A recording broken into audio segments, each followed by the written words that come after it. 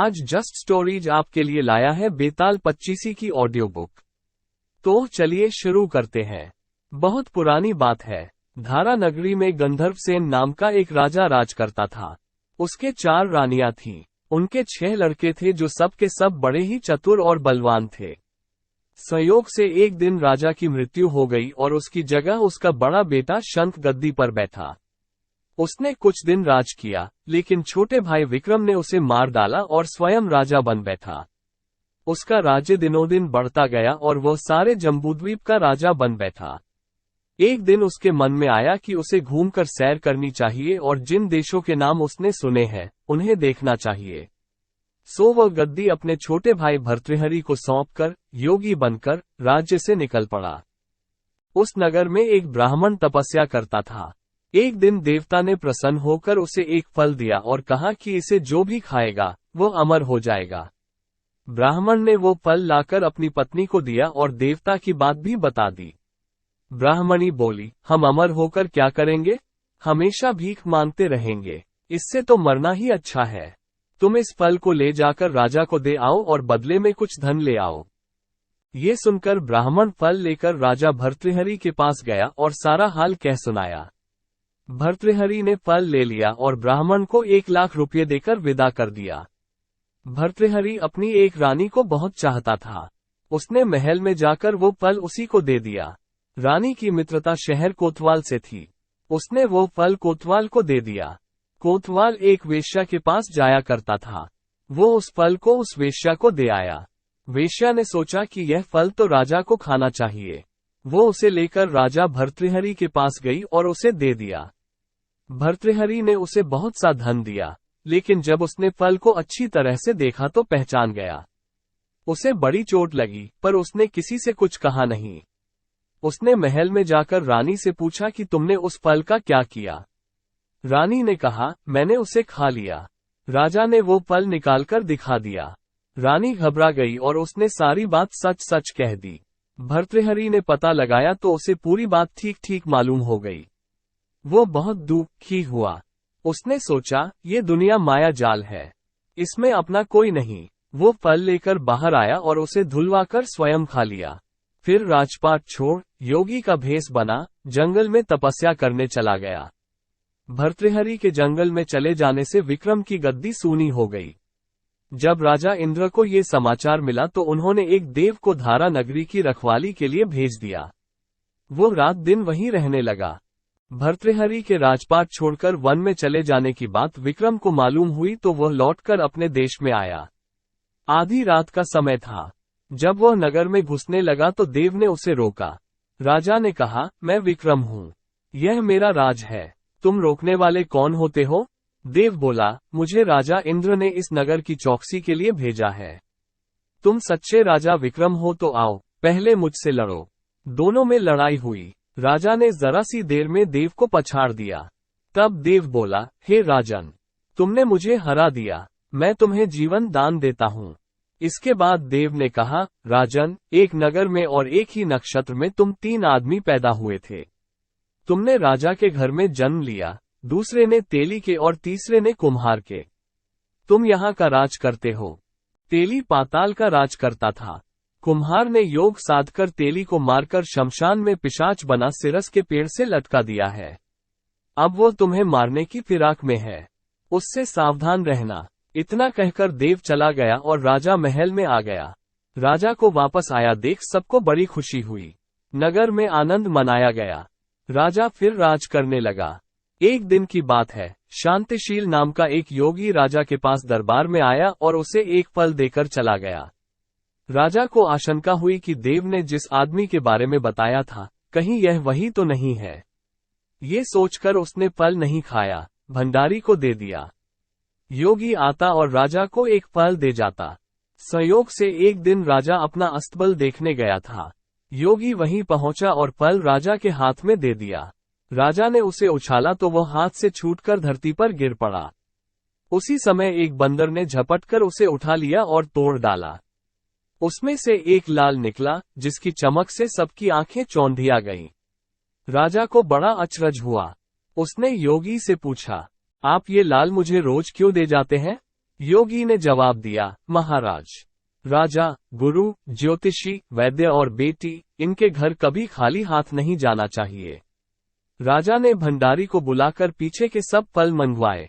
तुड़वाने पर सब में से एक एक लाल निकला। इतने लाल देखकर राजा को बड़ा हर्ष हुआ। उसने जौहरी को बुलवाकर उनका मूल्य पूछा। जौहरी बोला, महाराज, ये लाल इतने कीमती हैं कि इनका मोल करोड़ों रुपयों में भी नहीं आंका जा सकता। एक एक लाल एक एक राज्य के बराबर है। ये सुनकर राजा योगी का हाथ पकड़कर गद्दी पर ले गया। बोला, योगी राज, अपने द्वारा सुनी हुई बुरी बातें दूसरों के सामने नहीं कही जाती। राजा उसे अकेले में ले गया। वहां जाकर योगी ने कहा, महाराज, बात यह है कि गोदावरी नदी के किनारे मसान में मैं एक मंत्र सिद्ध कर रहा हूं। उसके सिद्ध हो जाने पर मेरा मनोरथ पूरा हो जाएगा। तुम एक रात मेरे पास रहोगे तो मंत्र सिद्ध हो जाएगा।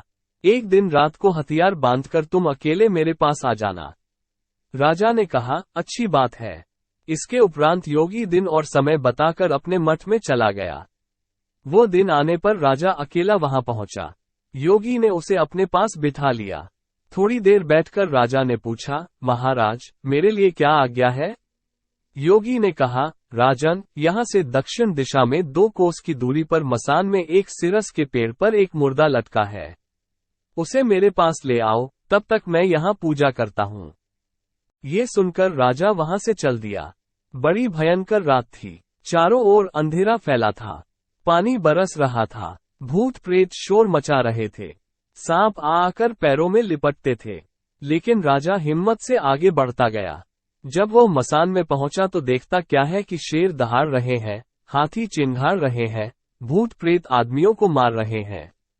राजा बेधड़क चलता गया और सिरस के पेड़ के पास पहुंच गया। पेड़ जड़ से फुनगी तक आग से दहक रहा था।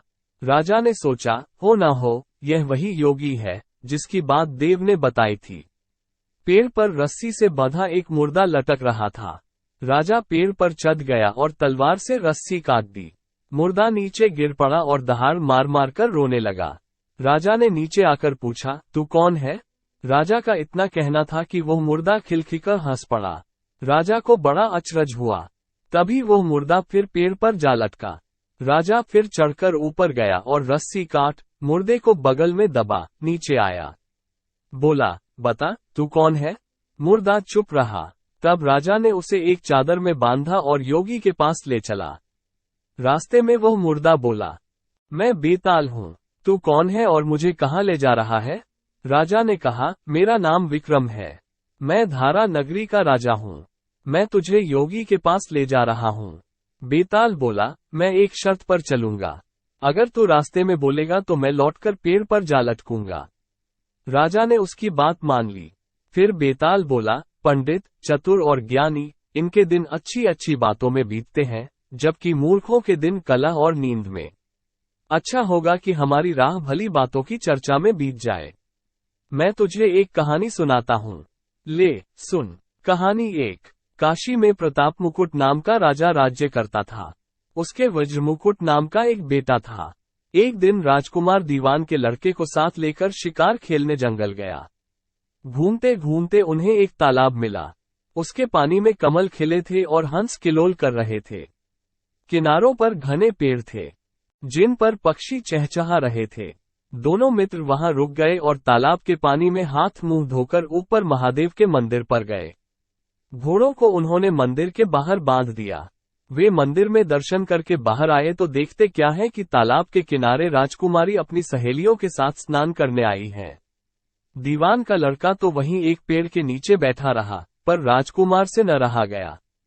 वह आगे बढ़ गया। राजकुमारी ने उसकी ओर देखा तो वह उस पर मोहित हो गया। राजकुमारी भी उसकी तरफ देखती रही। फिर उसने किया क्या कि जूड़े में से कमल का फूल निकाला, कान से लगाया, दांत से कुतरा, पैर के नीचे दबाया और फिर छाती से लगा, अपनी सखियों के साथ चली गई। उसके जाने पर राजकुमार निराश होकर अपने मित्र के पास आया और सब हाल सुनाकर बोला, मैं इस राजकुमारी के बिना नहीं रह सकता। पर मुझे न तो उसका नाम मालूम है, न ठिकाना। वो कैसे मिलेगी? दीवान के लड़के ने कहा, राजकुमार, आप इतना घबराएं नहीं। वो सब कुछ बता गई है। राजकुमार ने पूछा, कैसे? वो बोला। उसने कमल का फूल सिर से उतारकर कानों से लगाया तो उसने बताया कि मैं कर्नाटक की रहने वाली हूँ। दांत से कुतरा तो उसका मतलब था कि मैं दंतबाट राजा की बेटी हूँ।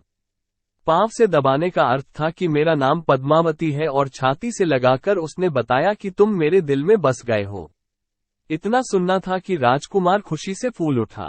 राजकुमार बोला, अब मुझे कर्नाटक देश में ले चलो। दोनों मित्र वहां से चल दिए। घूमते फिरते, सैर करते, दोनों कई दिन बाद वहां पहुंचे। राजा के महल के पास गए तो एक बुढ़िया अपने द्वार पर बैठी चरखा काटती मिली। उसके पास जाकर दोनों घोड़ों से उतर पड़े और बोले, माई, हम सौदागर हैं। हमारा सामान पीछे आ रहा है। हमें रहने को थोड़ी जगह दे दो। उनकी शक्ल सूरत देखकर और बात सुनकर बुढ़िया के मन में ममता उमड़ आई। बोली, बेटा, तुम्हारा घर है। जब तक जी में आए, रहो। दोनों वहीं ठहर गए। दीवान के बेटे ने उससे पूछा, माई, तुम क्या करती हो? तुम्हारे घर में कौन कौन है? तुम्हारी गुजर कैसे होती है? बुढ़िया ने जवाब दिया, बेटा, मेरा एक बेटा है जो राजा की चाकरी में है। मैं राजा की बेटी पद्मावती की धाय थी। बूढ़ी हो जाने से अब घर में रहती हूँ। राजा खाने पीने को दे देता है। दिन में एक बार राजकुमारी को देखने महल में जाती हूँ। राजकुमार ने बुढ़िया को कुछ धन दिया और कहा, माए, कल तुम वहां जाओ तो राजकुमारी से कह देना कि जेठ सुदी पंचमी को तुम्हें तालाब पर जो राजकुमार मिला था वो आ गया है। अगले दिन जब बुढ़िया राजमहल गई तो उसने राजकुमार का संदेशा उसे दे दिया। सुनते ही राजकुमारी ने गुस्सा होकर हाथों में चंदन लगाकर उसके गाल पर तमाचा मारा और कहा, मेरे घर से निकल जा। बुढ़िया ने घर आकर सब हाल राजकुमार को कह सुनाया। राजकुमार हक्का बक्का रह गया। तब उसके मित्र ने कहा, राजकुमार, आप घबराए नहीं, उसकी बातों को समझें। उसने 10 उंगलियां सफेद चंदन में मारी। इससे उसका मतलब ये है कि अभी 10 रोज चांदनी के हैं। उनके बीतने पर मैं अंधेरी रात में मिलूंगी। 10 दिन के बाद बुढ़िया ने फिर राजकुमारी को खबर दी तो इस बार उसने केसर के रंग में 3 उंगलियां डुबोकर उसके मुंह पर मारी और कहा, भाग यहां से। बुढ़िया ने आकर सारी बात सुना दी। राजकुमार शोक से व्याकुल हो गया। दीवान के लड़के ने समझाया, इसमें हैरान होने की क्या बात है? उसने कहा है कि मुझे मासिक धर्म हो रहा है। 3 दिन और ठहरो। 3 दिन बीतने पर बुढ़िया फिर वहां पहुंची। इस बार राजकुमारी ने उसे फटकार कर पश्चिम की खिड़की से बाहर निकाल दिया। उसने आकर राजकुमार को बता दिया। सुनकर दीवान का लड़का बोला, मित्र, उसने आज रात को तुम्हें उस खिड़की की राह बुलाया है। मारे खुशी के राजकुमार उछल पड़ा। समय आने पर उसने बुढ़िया की पोशाक पहनी, इत्र लगाया, हथियार बांधे। दोपहर रात बीतने पर वह महल में जा पहुंचा और खिड़की में से होकर अंदर पहुंच गया। राजकुमारी वहां तैयार खड़ी थी। वो उसे भीतर ले गई। अंदर के हाल देखकर राजकुमार की आंखें खुल गईं। एक से एक बढ़कर चीजें थीं। रात भर राजकुमार राजकुमारी के साथ रहा। जैसे ही दिन निकलने को आया कि राजकुमारी ने राजकुमार को छिपा दिया और रात होने पर फिर बाहर निकाल लिया। इस तरह कई दिन बीत गए। अचानक एक दिन राजकुमार को अपने मित्र की याद आई। उसे चिंता हुई कि पता नहीं उसका क्या हुआ होगा। उदास देखकर राजकुमारी ने कारण पूछा तो उसने बता दिया। राजकुमार बोला, वो मेरा बड़ा प्यारा दोस्त है, बड़ा चतुर है। उसकी होशियारी से ही तो तुम मुझे मिल पाए हो। राजकुमारी ने कहा, मैं उसके लिए बढ़िया बढ़िया भोजन बनवाती हूँ। तुम उसे खिलाकर तसल्ली देकर लौट आना। खाना साथ में लेकर राजकुमार अपने मित्र के पास पहुंचा। वे महीने भर से मिले नहीं थे। राजकुमार ने मिलने पर सारा हाल सुनाकर कहा कि राजकुमारी को मैंने तुम्हारी चतुराई की सारी बातें बता दी हैं, तभी तो उसने ये भोजन बनाकर भेजा है। दीवान का लड़का सोच में पड़ गया। उसने कहा, ये तुमने अच्छा नहीं किया। राजकुमारी समझ गई है कि जब तक मैं हूं, वो तुम्हें अपने बस में नहीं रख सकती। इसलिए उसने इस खाने में जहर मिलाकर भेजा है। ये कहकर दीवान के लड़के ने थाली में से एक लड्डू उठाकर कुत्ते के आगे डाल दिया। खाते ही कुत्ता मर गया। राजकुमार को बड़ा बुरा लगा। उसने कहा, ऐसी स्त्री से भगवान बचाए, मैं अब उसके पास नहीं जाऊंगा। दीवान का बेटा बोला, नहीं, अब ऐसा उपाय करना चाहिए जिससे हम उसे घर ले चलें। आज रात को तुम वहां जाओ। जब राजकुमारी सो जाए तो उसकी बाईं जांघ पर त्रिशूल का निशान बनाकर उसके गहने लेकर चले आना। राजकुमार ने ऐसा ही किया। उसके आने पर दीवान का बेटा उसे साथ ले योगी का भेष बना, मरघट में जा बैठा और राजकुमार से कहा कि तुम ये गहने लेकर बाजार में बेच आओ। कोई पकड़े तो कह देना कि मेरे गुरु के पास चलो और उसे यहाँ ले आना। राजकुमार गहने लेकर शहर गया और महल के पास एक सुनार को उन्हें दिखाया। देखते ही सुनार ने उन्हें पहचान लिया और कोतवाल के पास ले गया। कोतवाल ने पूछा तो उसने कह दिया कि ये मेरे गुरु ने मुझे दिए हैं। गुरु को भी पकड़वा लिया गया। सब राजा के सामने पहुंचे। राजा ने पूछा, योगी महाराज, ये गहने आपको कहां से मिले? योगी बने दीवान के बेटे ने कहा, महाराज, मैं मसान में काली 14 को डाकिनी मंत्र सिद्ध कर रहा था कि डाकिनी आई। मैंने उसके गहने उतार लिए और उसकी बाईं जांघ में त्रिशूल का निशान बना दिया। इतना सुनकर राजा महल में गया और उसने रानी से कहा कि पद्मावती की बाईं जांघ पर देखो कि त्रिशूल का निशान तो नहीं है। रानी ने देखा तो था। राजा को बड़ा दुख हुआ। बाहर आकर वह योगी को एक ओर ले जाकर बोला, महाराज, धर्मशास्त्र में खोटी स्त्रियों के लिए क्या दंड है? योगी ने जवाब दिया, राजन, ब्राह्मण, गौ, स्त्री, लड़का और अपने आश्रय में रहने वाले से कोई खोटा काम हो जाए तो उसे देश निकाला दे देना चाहिए। ये सुनकर राजा ने पद्मावती को डोली में बिठाकर जंगल में छुड़वा दिया। राजकुमार और दीवान का बेटा तो ताक में बैठे ही थे। राजकुमारी को अकेली पाकर साथ ले अपने नगर में लौट आए और आनंद से रहने लगे। इतनी बात सुनाकर बेताल बोला, राजन, ये बताओ कि पाप किसको लगा है? राजा ने कहा, पाप तो राजा को लगा। दीवान के बेटे ने अपने स्वामी का काम किया। कोतवाल ने राजा का कहना माना और राजकुमार ने अपना मनोरथ सिद्ध किया। राजा ने पाप किया, जो बिना विचारे उसे देश निकाला दे दिया। राजा का इतना कहना था कि बेताल फिर उसी पेड़ पर जा लटका। राजा वापस गया और बेताल को लेकर चल दिया। बेताल बोला, राजन, सुनो, एक कहानी और सुनाता हूँ। कहानी 2। यमुना के किनारे धर्मस्थान नामक एक नगर था। उस नगर में गणाधिप नाम का राजा राज करता था। उसी नगर में केशव नाम का एक ब्राह्मण भी रहता था। ब्राह्मण यमुना के तट पर जप तप किया करता था। उसके एक लड़की थी जिसका नाम मालती था।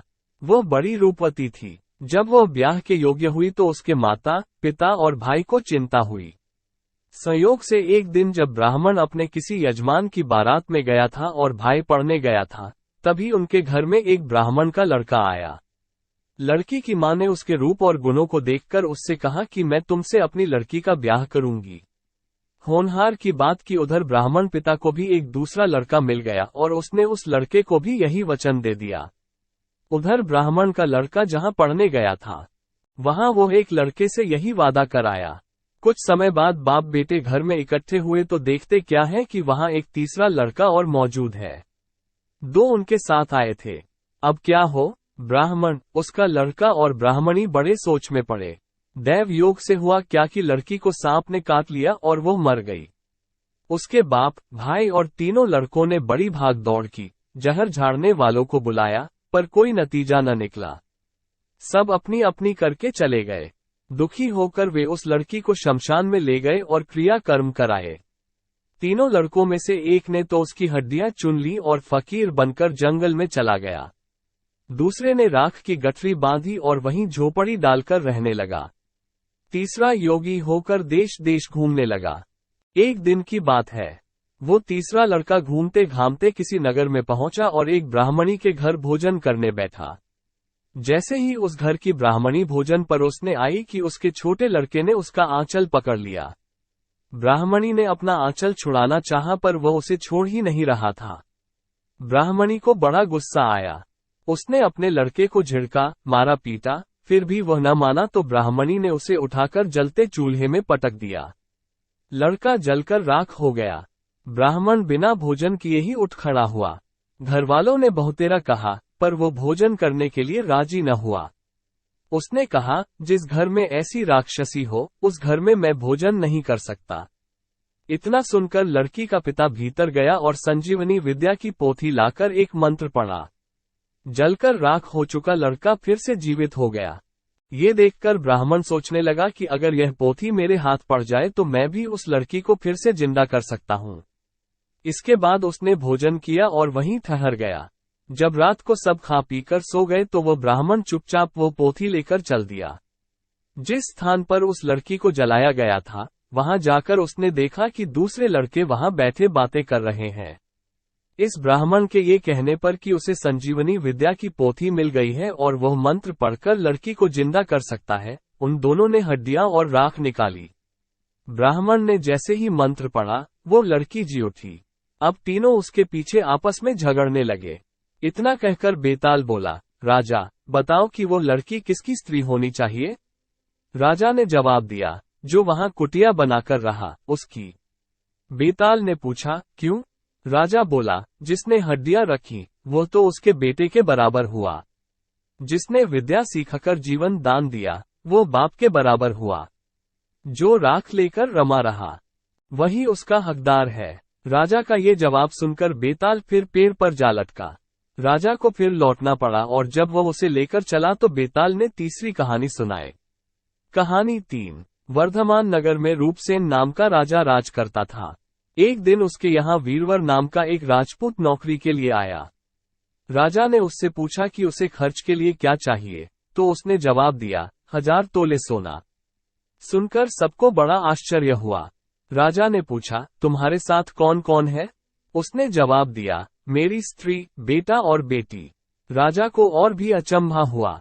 आखिर 4 जने इतने धन का क्या करेंगे? फिर भी उसने उसकी बात मान ली। उस दिन से वीरवर रोज 1000 तोले सोना भंडारी से लेकर अपने घर आता। उसमें से आधा ब्राह्मणों में बांट देता, बाकी के 2 हिस्से कर एक मेहमानों, वैरागियों और सन्यासियों को देता और दूसरे से भोजन बनवाकर पहले गरीबों को खिलाता, उसके बाद जो बचता उसे स्त्री बच्चों को खिलाता, आप खाता। काम था, शाम होते ही ढाल तलवार लेकर राजा के पलंग की चौकीदारी करना। राजा को जब कभी रात को जरूरत होती, वो हाजिर रहता। एक आधी रात के समय राजा को मरघट की ओर से किसी के रोने की आवाज आई। उसने वीरवर को पुकारा तो वह आ गया। राजा ने कहा, जाओ, पता लगाकर आओ कि इतनी रात गए ये कौन रो रहा है और क्यों रो रहा है। वीरवर तत्काल वहां से चल दिया। मरघट में जाकर देखता क्या है कि सिर से पांव तक एक स्त्री गहनों से लदी कभी नाचती है, कभी कूदती है और कभी सिर पीट पीट कर रोती है, लेकिन उसकी आंखों से एक बूंद आंसू की नहीं निकलती। वीरवर ने पूछा, तुम कौन हो? क्यों रोती हो? उसने कहा, मैं राजलक्ष्मी हूँ। रोती इसलिए हूँ कि राजा विक्रम के घर में खोटे काम होते हैं, इसलिए वहां दरिद्रता का डेरा पड़ने वाला है। मैं वहां से चली जाऊंगी और राजा दुखी होकर 1 महीने में मर जाएगा। सुनकर वीरवर ने पूछा, इससे बचने का कोई उपाय है? स्त्री बोली, हाँ है। यहाँ से पूरब में 1 योजन पर एक देवी का मंदिर है। अगर तुम उस देवी पर अपने बेटे का शीश चढ़ा दो तो विपदा टल सकती है। फिर राजा 100 बरस तक बेखट के राज करेगा। वीरवर घर आया और अपनी स्त्री को जगाकर सब हाल कहा।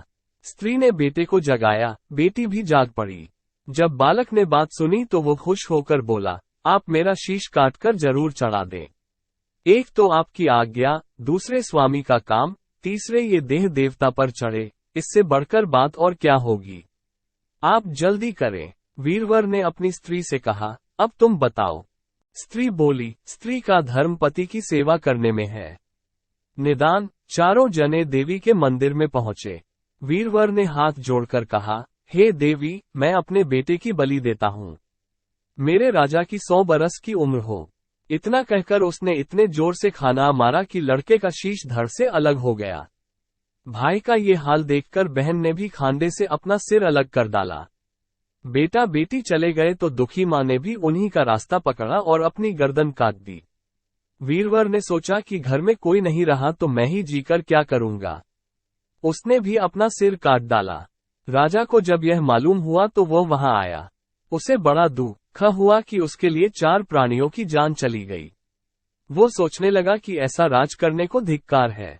ये सोच उसने तलवार उठा ली और जैसे ही अपना सिर काटने को हुआ कि देवी ने प्रकट होकर उसका हाथ पकड़ लिया। देवी बोली, राजन, मैं तेरे साहस से प्रसन्न हूँ। तू जो वर मांगेगा सो दूंगी। राजा ने कहा, देवी, तुम प्रसन्न हो तो इन 4 को जिंदा कर दो। देवी ने अमृत छिड़ककर उन 4 को फिर से जिंदा कर दिया। इतना कहकर बेताल बोला, राजा बताओ सबसे ज्यादा पुण्य किसका हुआ? राजा बोला, राजा का। बेताल ने पूछा, क्यों? राजा ने कहा, इसलिए कि स्वामी के लिए चाकर का प्राण देना धर्म है, लेकिन चाकर के लिए राजा का राजपाट को छोड़ जान को तिनके के समान समझकर देने को तैयार हो जाना बहुत बड़ी बात है। ये सुन बेताल गायब हो गया और पेड़ पर जा लटका। बेचारा राजा दौड़ा दौड़ा वहां पहुंचा और उसे फिर पकड़कर लाया तो बेताल ने चौथी कहानी कही। कहानी 4। भोगवती नाम की एक नगरी थी। उसमें राजा रूपसेन राज करता था। उसके पास चिंतामणि नाम का एक तोता था। एक दिन राजा ने उससे पूछा, हमारा ब्याह किसके साथ होगा? तोते ने कहा, मगध देश के राजा की बेटी चंद्रावती के साथ होगा। राजा ने ज्योतिषी को बुलाकर पूछा तो उसने भी यही कहा। उधर मगध देश की राजकन्या के पास एक मैना थी। उसका नाम था मदन मंजरी। एक दिन राजकन्या ने उससे पूछा कि मेरा विवाह किसके साथ होगा तो उसने कह दिया, भोगवती नगर के राजा रूपसेन के साथ। इसके बाद दोनों का विवाह हो गया। रानी के साथ उसकी मैना भी आ गई। राजा रानी ने तोता मैना का ब्याह करके उन्हें एक पिंजरे में रख दिया। एक दिन की बात है कि तोता मैना में बहस हो गई। मैना ने कहा, आदमी बड़ा पापी, दगाबाज और अधर्मी होता है। तोते ने कहा, स्त्री झूठी, लालची और हत्यारी होती है। दोनों का झगड़ा बढ़ गया तो राजा ने कहा, क्या बात है, तुम आपस में लड़ते क्यों हो? मैना ने कहा, महाराज, मर्द बड़े बुरे होते हैं। इसके बाद मैना ने एक कहानी सुनाई। इलापुर नगर में महाधन नाम का एक सेठ रहता था। विवाह के बहुत दिनों के बाद उसके घर एक लड़का पैदा हुआ। सेठ ने उसका बड़ी अच्छी तरह से लालन पालन किया, पर लड़का बड़ा होकर जुआ खेलने लगा। इस बीच सेठ मर गया। लड़के ने अपना सारा धन जुए में खो दिया। जब पास में कुछ न बचा तो वह नगर छोड़कर चंद्रपुरी नामक नगरी में जा पहुंचा। वहां हेमगुप्त नाम का साहूकार रहता था। उसके पास जाकर उसने अपने पिता का परिचय दिया और कहा कि मैं जहाज लेकर सौदागरी करने गया था। माल बेचा, धन कमाया, लेकिन लौटते में समुद्र में ऐसा तूफान आया कि जहाज डूब गया और मैं जैसे तैसे बचकर यहाँ आ गया। उस सेठ के एक लड़की थी रत्नावती। सेठ को बड़ी खुशी हुई कि घर बैठे इतना अच्छा लड़का मिल गया। उसने उस लड़के को अपने घर में रख लिया और कुछ दिन बाद अपनी लड़की से उसका ब्याह कर दिया। दोनों वहीं रहने लगे। अंत में एक दिन वहां से विदा हुए। सेठ ने बहुत सा धन दिया और एक दासी को उनके साथ भेज दिया। रास्ते में एक जंगल पड़ता था।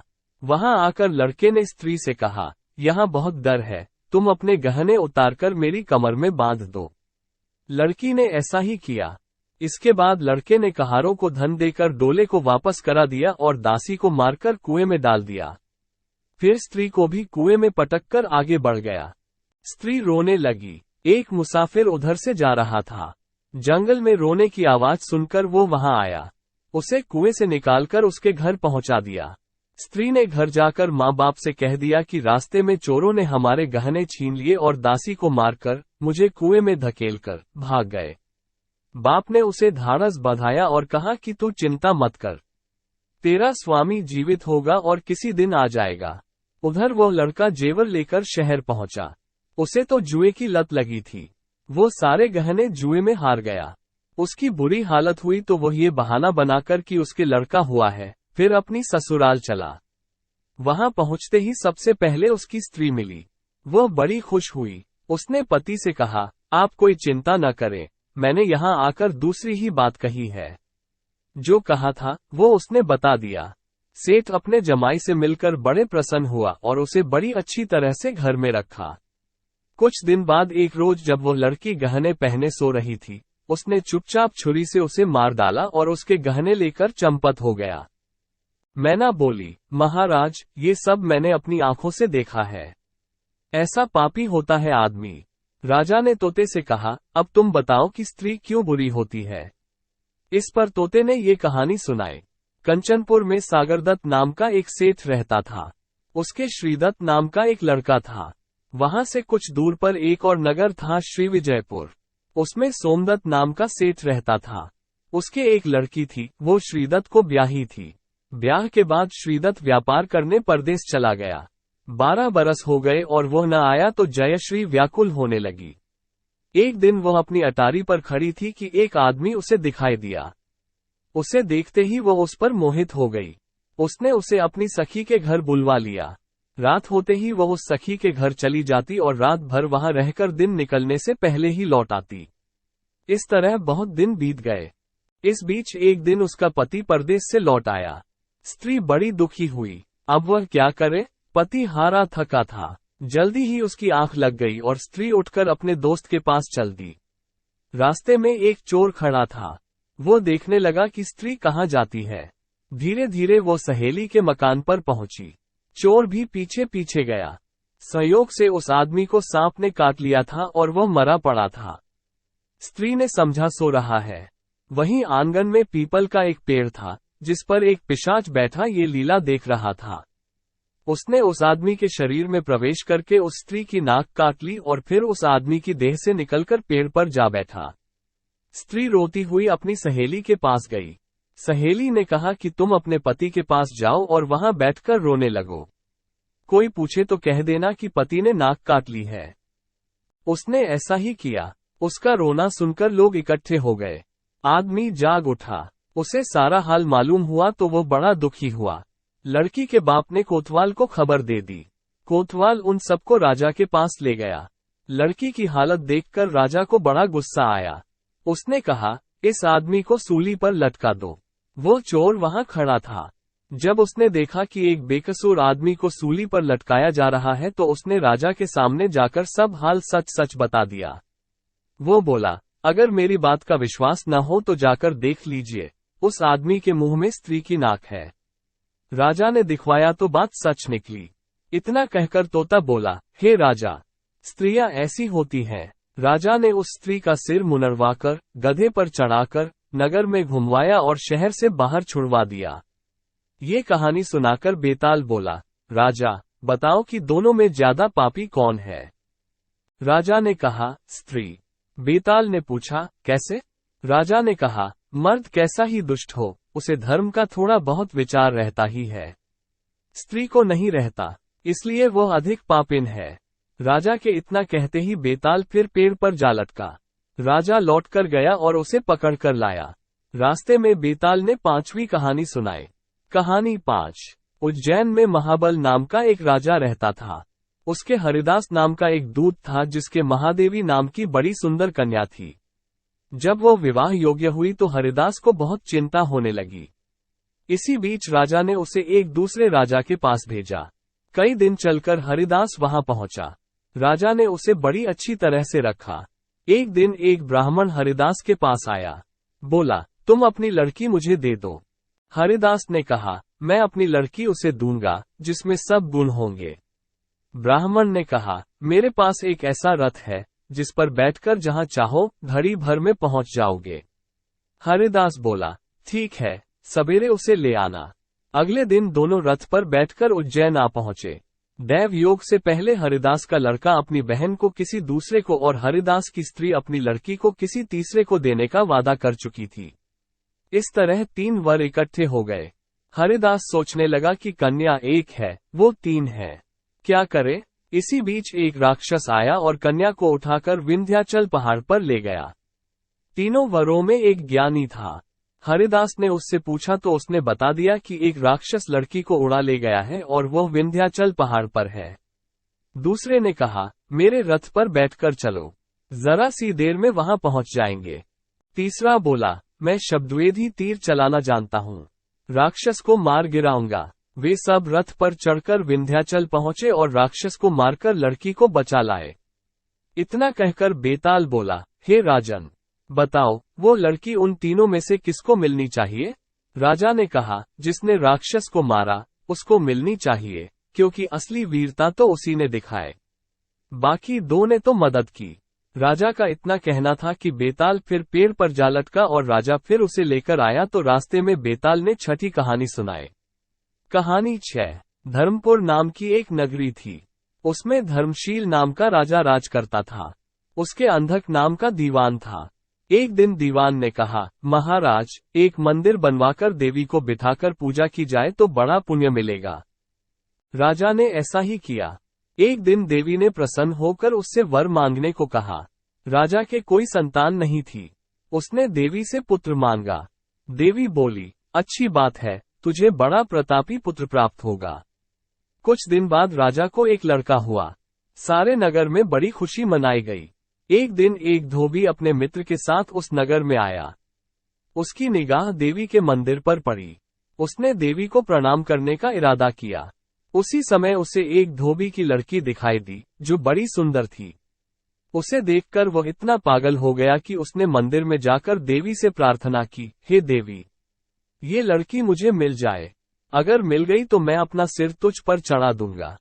इसके बाद वह हर घड़ी बेचैन रहने लगा। उसके मित्र ने उसके पिता से सारा हाल कहा। अपने बेटे की यह हालत देखकर वो लड़की के पिता के पास गया और उसके अनुरोध करने पर दोनों का विवाह हो गया। विवाह के कुछ दिन बाद लड़की के पिता के यहाँ उत्सव हुआ। इसमें शामिल होने के लिए न्योता आया। मित्र को साथ लेकर दोनों चले। रास्ते में उसी देवी का मंदिर पड़ा तो लड़के को अपना वादा याद आ गया। उसने मित्र और स्त्री को थोड़ी देर रुकने को कहा और स्वयं जाकर देवी को प्रणाम करके इतने जोर से तलवार मारी कि उसका सिर धड़ से अलग हो गया। देर हो जाने पर जब उसका मित्र मंदिर के अंदर गया तो देखता क्या है कि उसके मित्र का सिर धड़ से अलग पड़ा है। उसने सोचा कि ये दुनिया बड़ी बुरी है। कोई यह तो समझेगा नहीं कि इसने अपने आप शीश चढ़ाया है। सब यही कहेंगे कि इसकी सुंदर स्त्री को हड़पने के लिए मैंने इसकी गर्दन काट दी। इससे कहीं मर जाना अच्छा है। ये सोच उसने तलवार लेकर अपनी गर्दन उड़ा दी। उधर बाहर खड़ी खड़ी स्त्री हैरान हो गई तो वो मंदिर के भीतर गई। देखकर चकित रह गई। सोचने लगी कि दुनिया कहेगी ये बुरी औरत होगी, इसलिए दोनों को मार आई। इस बदनामी से तो मर जाना अच्छा है। ये सोच उसने तलवार उठाई और जैसे ही गर्दन पर मारना चाहा कि देवी ने प्रकट होकर उसका हाथ पकड़ लिया और कहा, मैं तुझ पर प्रसन्न हूँ, जो चाहो सो मांगो। स्त्री बोली, हे देवी, इन दोनों को जिंदा कर दो। देवी ने कहा, अच्छा, तुम दोनों के सिर मिलाकर रख दो। घबराहट में स्त्री ने सिर जोड़े तो गलती से एक का सिर दूसरे के धड़ पर लग गया। देवी ने दोनों को जिंदा दिया। अब वे दोनों आपस में झगड़ने लगे। एक कहता था कि यह स्त्री मेरी है, दूसरा कहता मेरी। बेताल बोला, हे राजन, बताओ कि यह स्त्री किसकी हो।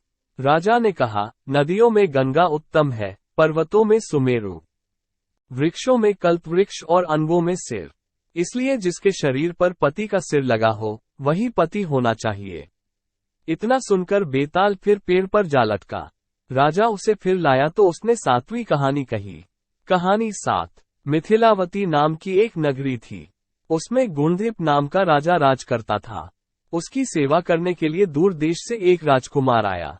वो बराबर कोशिश करता रहा, लेकिन राजा से उसकी भेंट न हुई। जो कुछ वह अपने साथ लाया था वो सब बराबर हो गया। एक दिन राजा शिकार खेलने चला। राजकुमार भी साथ हो लिया।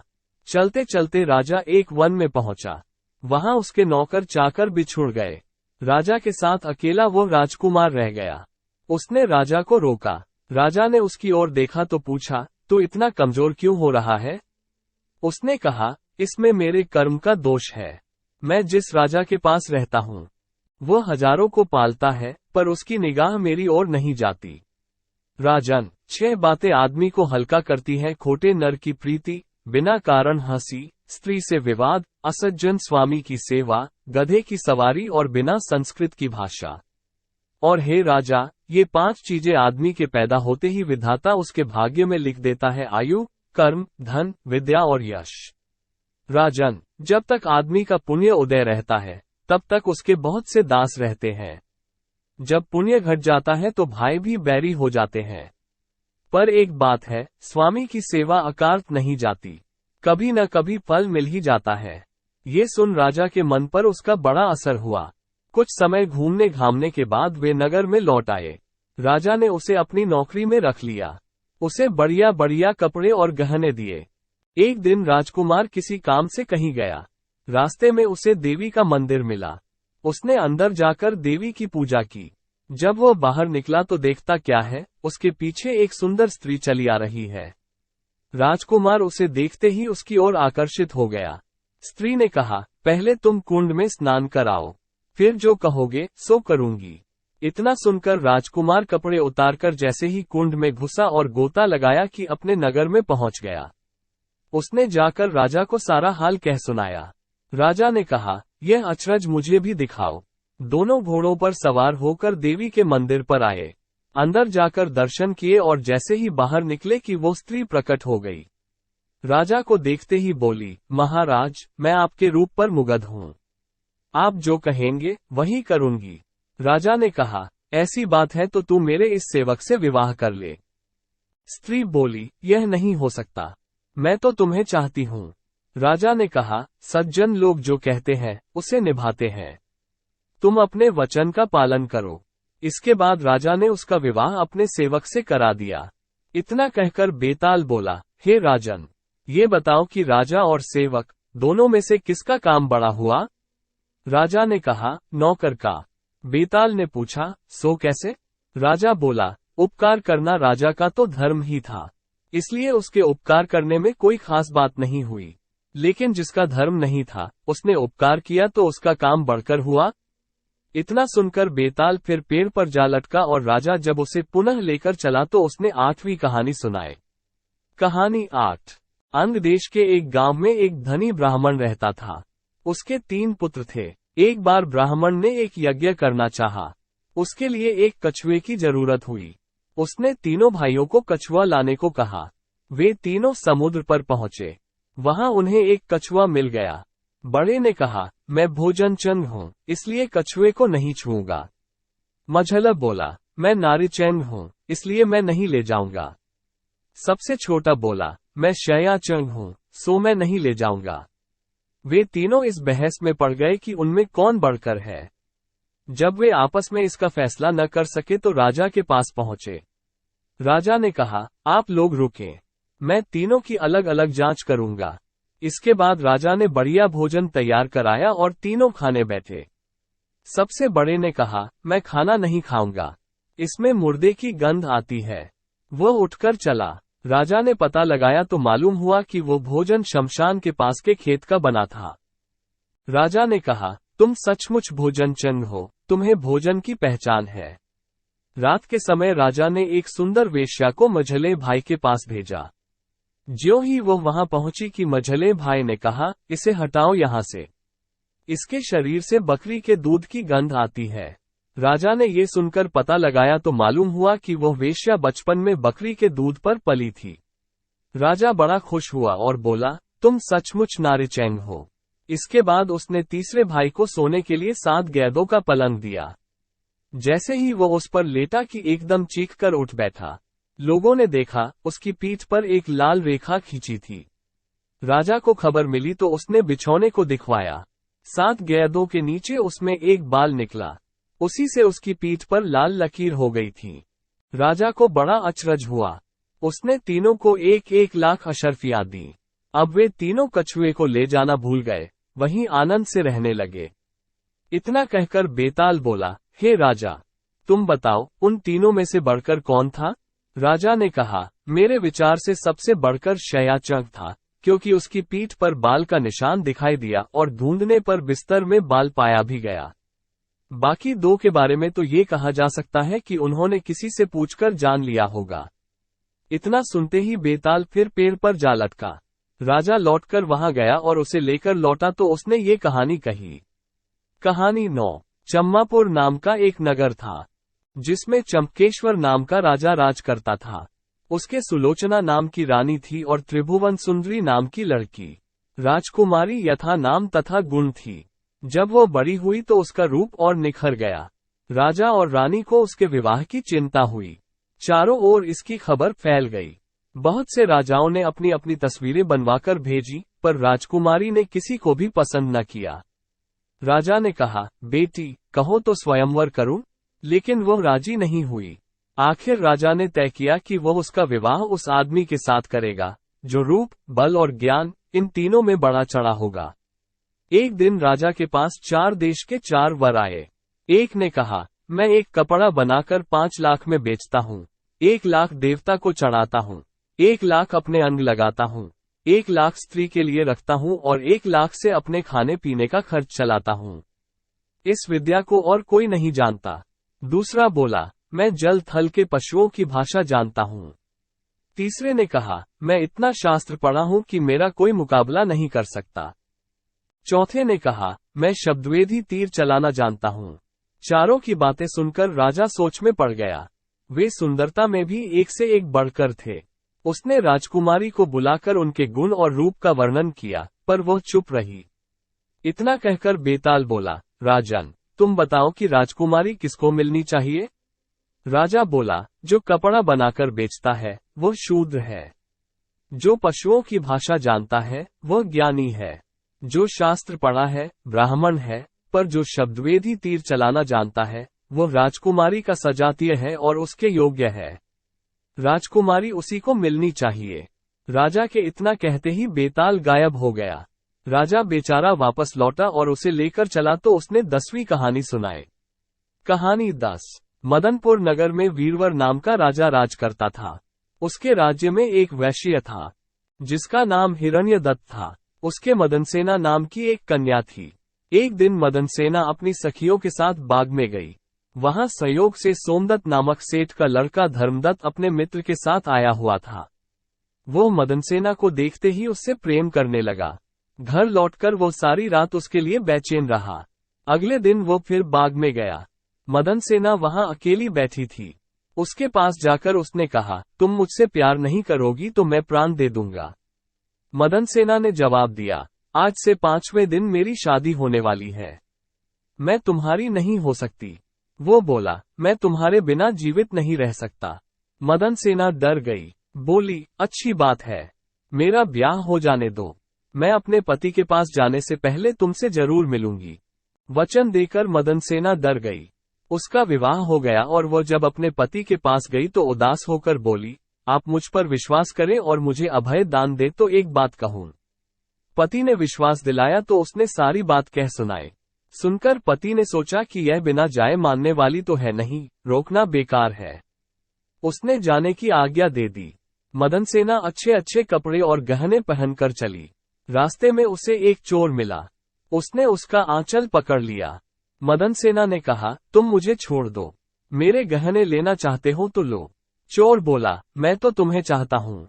मदनसेना ने उसे सारा हाल कहा, पहले मैं वहां हो आऊं तब तुम्हारे पास आऊंगी। चोर ने उसे छोड़ दिया। मदनसेना धर्मदत्त के पास पहुंची। उसे देखकर वो बड़ा खुश हुआ और उसने पूछा, तुम अपने पति से बचकर कैसे आई हो? मदनसेना ने सारी बात सच सच कह दी। धर्मदत्त पर उसका बड़ा गहरा असर पड़ा। उसने उसे छोड़ दिया। फिर वो चोर के पास आई।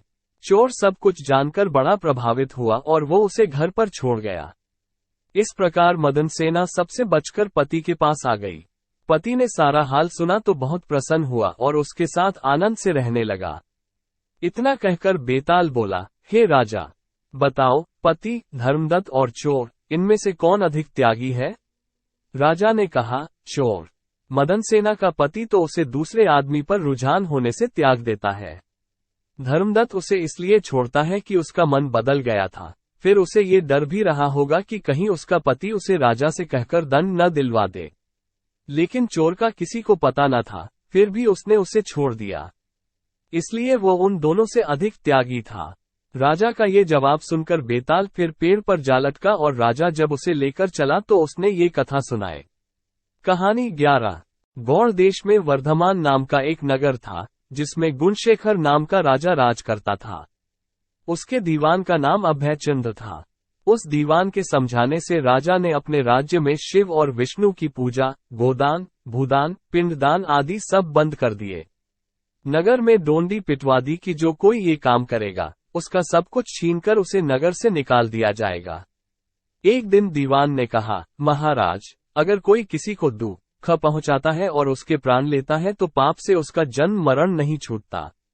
वो बार बार जन्म लेता और मरता है। इससे मनुष्य का जन्म पाकर धर्म बढ़ाना चाहिए।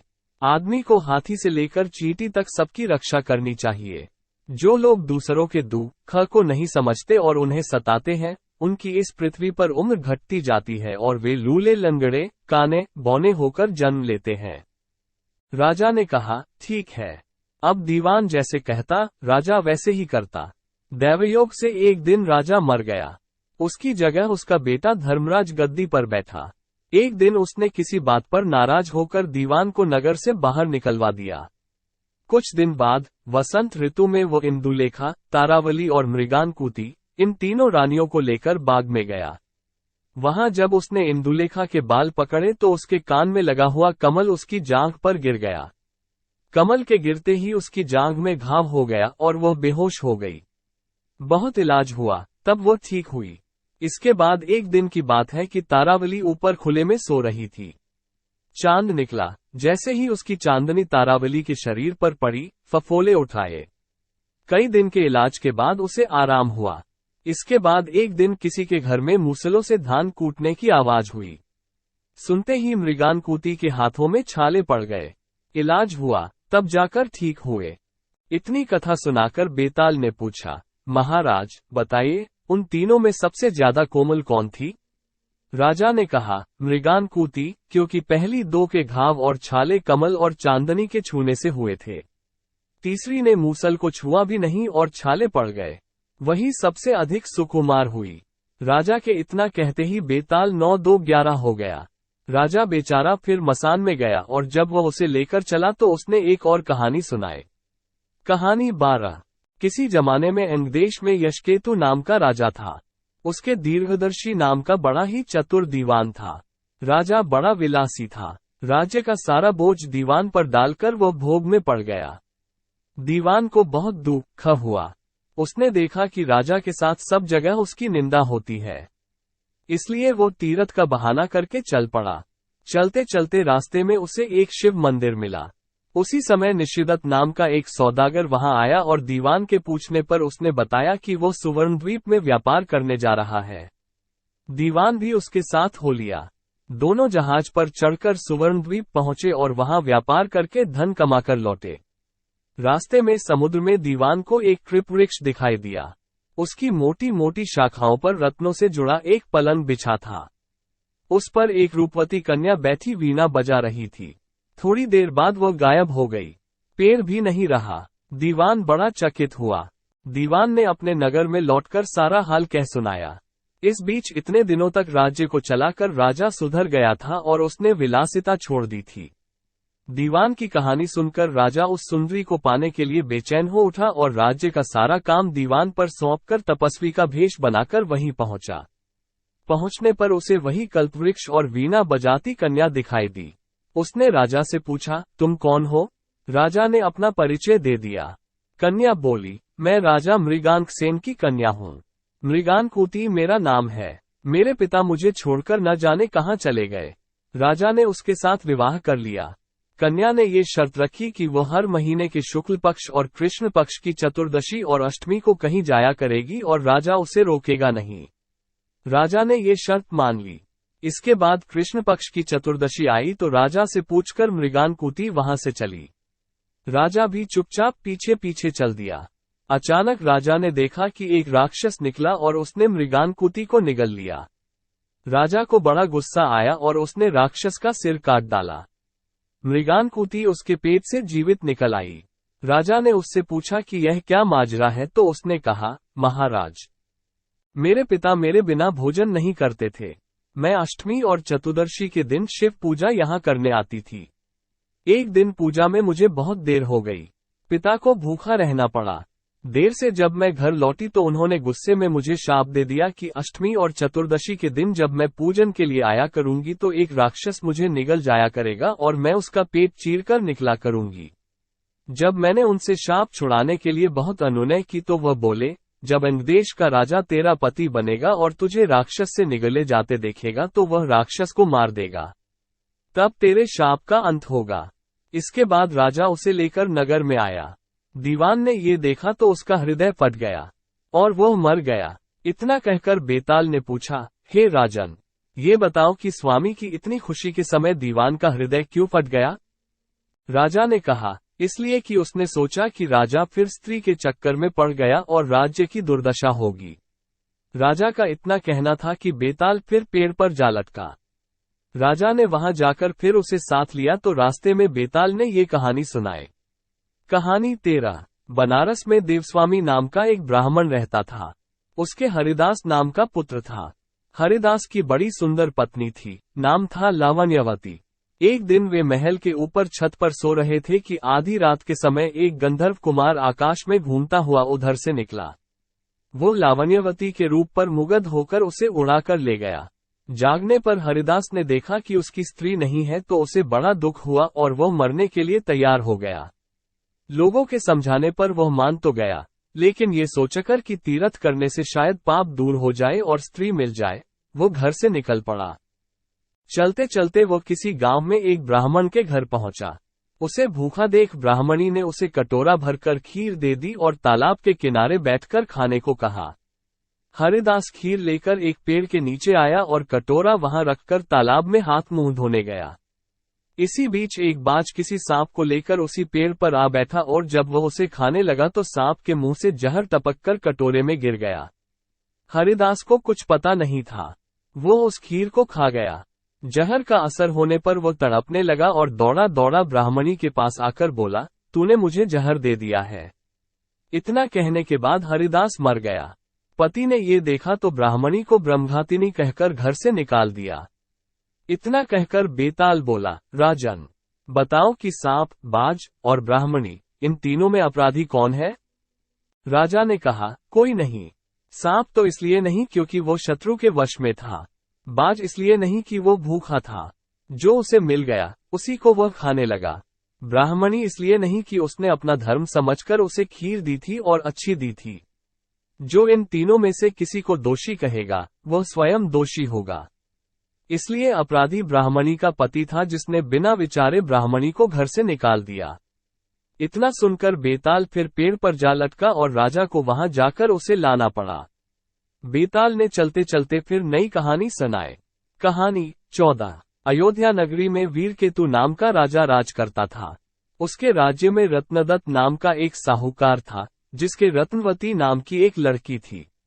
वह सुंदर थी। वो पुरुष के भेष में रहा करती थी और किसी से भी ब्याह नहीं करना चाहती थी।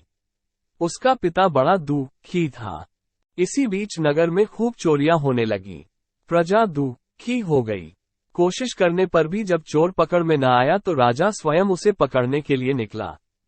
एक दिन रात को जब राजा भेष बदलकर घूम रहा था तो उसे परकोटे के पास एक आदमी दिखाई दिया। राजा चुपचाप उसके पीछे चल दिया। चोर ने कहा, तब तो तुम मेरे साथी हो, आओ मेरे घर चलो। दोनों घर पहुंचे। उसे बिठलाकर चोर किसी काम के लिए चला गया। इसी बीच उसकी दासी आई और बोली, तुम यहाँ क्यों आए हो? चोर तुम्हें मार डालेगा, भाग जाओ। राजा ने ऐसा ही किया। फिर उसने फौज लेकर चोर का घर घेर लिया। जब चोर ने ये देखा तो वो लड़ने के लिए तैयार हो गया। दोनों में खूब लड़ाई हुई। अंत में चोर हार गया। राजा उसे पकड़कर राजधानी में लाया और उसे सूली पर लटकाने का हुक्म दे दिया। संयोग से रत्नवती ने उसे देखा तो वो उस पर मोहित हो गई। पिता से बोली, मैं इसके साथ ब्याह करूंगी, नहीं तो मर जाऊंगी। पर राजा ने उसकी बात न मानी और चोर सूली पर लटका दिया। सूली पर लटकने से पहले चोर पहले तो बहुत रोया, फिर खूब हंसा। रत्नवती वहां पहुंच गई और चोर के सिर को लेकर सती होने को चिता में बैठ गई। उसी समय देवी ने आकाशवाणी की, मैं तेरी पतिभक्ति से प्रसन्न हूँ, जो चाहे सो मांग। रत्नवती ने कहा, मेरे पिता के कोई पुत्र नहीं है, सो वर दीजिए कि उनसे 100 पुत्र हो। देवी प्रकट होकर बोली, यही होगा, और कुछ मांगो। वो बोली, मेरे पति जीवित हो जाएं। देवी ने उसे जीवित कर दिया। दोनों का विवाह हो गया। राजा को जब यह मालूम हुआ तो उन्होंने चोर को अपना सेनापति बना लिया। इतनी कहानी सुनाकर बेताल ने पूछा, हे राजन, ये बताओ कि सूली पर लटकने से पहले चोर क्यों तो जोर जोर से रोया और फिर क्यों हंसते हंसते मर गया? राजा ने कहा, रोया तो इसलिए कि वो राजा रत्नदत्त का कुछ भी भला न कर सकेगा। हंसा इसलिए कि रत्नवती बड़े बड़े राजाओं और धनिकों को छोड़कर उस पर मुग्ध होकर मरने को तैयार हो गई। स्त्री के मन की गति को कोई नहीं समझ सकता। इतना सुनकर बेताल गायब हो गया और पेड़ पर जा लटका। राजा फिर वहां गया और उसे लेकर चला तो रास्ते में उसने ये कथा कही। कहानी 15। नेपाल देश में शिवपुरी नगर में यशकेतु नामक राजा राज करता था। उसके चंद्रप्रभा नाम की रानी और शशिप्रभा नाम की लड़की थी। जब राजकुमारी बड़ी हुई तो एक दिन वसंत उत्सव देखने बाग में गई। वहां एक ब्राह्मण का लड़का आया हुआ था। दोनों ने एक दूसरे को देखा और प्रेम करने लगे। इसी बीच एक पागल हाथी वहां दौड़ता हुआ आया। ब्राह्मण का लड़का राजकुमारी को उठाकर दूर ले गया और हाथी से बचा दिया। शशप्रभा महल में चली गई, पर ब्राह्मण के लड़के के लिए व्याकुल रहने लगी। उधर ब्राह्मण के लड़के की भी बुरी दशा थी। वो एक सिद्धगुरु के पास पहुंचा और अपनी इच्छा बताए। उसने एक योग गुटिका अपने मुंह में रखकर ब्राह्मण का रूप बना लिया और एक गुटिका ब्राह्मण के लड़के के मुंह में रखकर उसे सुंदर लड़की बना दिया। राजा के पास जाकर कहा, मेरा एक ही बेटा है, उसके लिए मैं इस लड़की को लाया था, पर लड़का न जाने कहाँ चला गया। आप इसे यहाँ रख ले, मैं लड़के को ढूंढने जाता हूँ, मिल जाने पर इसे ले जाऊंगा। सिद्धगुरु चला गया और लड़की के भेष में ब्राह्मण का लड़का राजकुमारी के पास रहने लगा। धीरे धीरे दोनों में बड़ा प्रेम हो गया। एक दिन राजकुमारी ने कहा, मेरा दिल बड़ा दुखी रहता है। एक ब्राह्मण के लड़के ने पागल हाथी से मेरे प्राण बचाए थे। मेरा मन उसी में रमा है। इतना सुनकर उसने गुटिका मुंह से निकाल ली और ब्राह्मण कुमार बन गया। राजकुमारी उसे देखकर बहुत प्रसन्न हुई। तब से वह रात को रोज गुटिका निकालकर लड़का बन जाता, दिन में लड़की बना रहता। दोनों ने चुपचाप विवाह कर लिया। कुछ दिन बाद राजा के साले की कन्या मृगांकदत्ता का विवाह दीवान के बेटे के साथ होना तय हुआ। राजकुमारी अपने कन्या रूपधारी ब्राह्मण कुमार के साथ वहां गई। संयोग से दीवान का पुत्र उस बनावटी कन्या पर रीझ गया। विवाह होने पर वह मृगांकदत्ता को घर तो ले गया, लेकिन उसका हृदय उस कन्या के लिए व्याकुल रहने लगा। उसकी ये दशा देखकर दीवान बहुत हैरान हुआ। उसने राजा को समाचार भेजा। राजा आया। उसके सामने सवाल था कि धरोहर के रूप में रखी हुई कन्या को वह कैसे दे दे। दूसरी ओर यह मुश्किल कि न दे तो दीवान का लड़का मर जाए। बहुत सोच विचार के बाद राजा ने दोनों का विवाह कर दिया। बनावटी कन्या ने ये शर्त रखी कि चूंकि वो दूसरे के लिए लाई गई थी, इसलिए उसका ये पति 6 महीने तक यात्रा करेगा, तब वह उससे बात करेगी। दीवान के लड़के ने ये शर्त मान ली। विवाह के बाद वह उसे मृगांकदत्ता के पास छोड़ तीर्थ यात्रा चला गया। उसके जाने पर दोनों आनंद से रहने लगे। ब्राह्मण कुमार रात में आदमी बन जाता और दिन में कन्या बना रहता। जब 6 महीने बीतने को आए तो वो एक दिन मृगांकदत्ता को लेकर भाग गया। उधर सिद्धगुरु एक दिन अपने मित्र शशि को युवा पुत्र बनाकर राजा के पास लाया और उस कन्या को मांगा। शाप के डर के मारे राजा ने कहा, वो कन्या तो जाने कहाँ चली गई, आप मेरी कन्या से इसका विवाह कर दें। वो राजी हो गया और राजकुमारी का विवाह शशि के साथ कर दिया। घर आने पर ब्राह्मण कुमार ने कहा, ये राजकुमारी मेरी स्त्री है, मैंने इससे गंधर्व रीति से विवाह किया है। शशि ने कहा, यह मेरी स्त्री है, क्योंकि मैंने सबके सामने विधि पूर्वक ब्याह किया है। बेताल ने पूछा, शशि दोनों में से किसकी पत्नी है? राजा ने कहा, मेरी राय में वह शशि की पत्नी है, क्योंकि राजा ने सबके सामने विधिपूर्वक विवाह किया था। ब्राह्मण कुमार ने तो चोरी से ब्याह किया था। चोरी की चीज पर चोर का अधिकार नहीं होता। इतना सुनना था कि बेताल गायब हो गया और राजा को जाकर फिर उसे लाना पड़ा। रास्ते में बेताल ने फिर एक कहानी सुनाई। कहानी 16। हिमालय पर्वत पर गंधर्वों का एक नगर था, जिसमें जीमूतकेतु नामक राजा राज करता था। उसके एक लड़का था, जिसका नाम जीमूतवाहन था। बाप बेटे दोनों भले थे, धर्म कर्म में लगे रहते थे। इससे प्रजा के लोग बहुत स्वच्छंद हो गए और एक दिन उन्होंने राजा के महल को घेर लिया। राजकुमार ने ये देखा तो पिता से कहा कि आप चिंता न करें, मैं सबको मार भगाऊंगा। राजा बोला, नहीं, ऐसा मत करो। युधिष्ठिर भी महाभारत करके पछताए थे। इसके बाद राजा अपने गोत्र के लोगों को राज्य सौंप राजकुमार के साथ मलयाचल पर जाकर मणि बनाकर रहने लगा। वहां जीमूतवाहन की एक ऋषि के बेटे से दोस्ती हो गई। एक दिन दोनों पर्वत पर भवानी के मंदिर में गए तो दैवयोग से उन्हें मलयकेतु राजा की पुत्री मिली। दोनों एक दूसरे पर मोहित हो गए। जब कन्या के पिता को मालूम हुआ तो उसने अपनी बेटी उसे ब्याह दी। एक रोज की बात है कि जीमूतवाहन को पहाड़ पर एक सफेद ढेर दिखाई दिया। पूछा तो मालूम हुआ कि पाताल से बहुत से नाग आते हैं, जिन्हें गरुड़ खा लेता है। ये ढेर उन्हीं की हड्डियों का है। उसे देखकर जीमूतवाहन आगे बढ़ गया। कुछ दूर जाने पर उसे किसी के रोने की आवाज सुनाई दी। पास गया तो देखा कि एक बुढ़िया रो रही है। कारण पूछा तो उसने बताया कि आज उसके बेटे शंखचूड़ नाग की बारी है, उसे गरुड़ आकर खा जाएगा। जीमूतवाहन ने कहा, माँ तुम चिंता न करो, मैं उसकी जगह चला जाऊंगा। बुढ़िया ने बहुत समझाया पर वह न माना। इसके बाद गरुड़ आया और उसे चोंच में पकड़कर उड़ा ले गया। संयोग से राजकुमार का बाजूबंद गिर पड़ा, जिस पर राजा का नाम खुदा था। उस पर खून लगा था। राजकुमारी ने उसे देखा, वो मूर्छित हो गई। होश आने पर उसने राजा और रानी को सब हाल सुनाया। वे बड़े दुखी हुए और जीमूतवाहन को खोजने निकले। तभी उन्हें शंखचूड़ मिला। उसने गरुड़ को पुकार कर कहा, हे गरुड़, तू इसे छोड़ दे, बारी तो मेरी थी। गरुड़ ने राजकुमार से पूछा, तू अपनी जान क्यों दे रहा है? उसने कहा, उत्तम पुरुष को हमेशा दूसरों की मदद करनी चाहिए। ये सुनकर गरुड़ बहुत खुश हुआ। उसने राजकुमार से वर मांगने को कहा।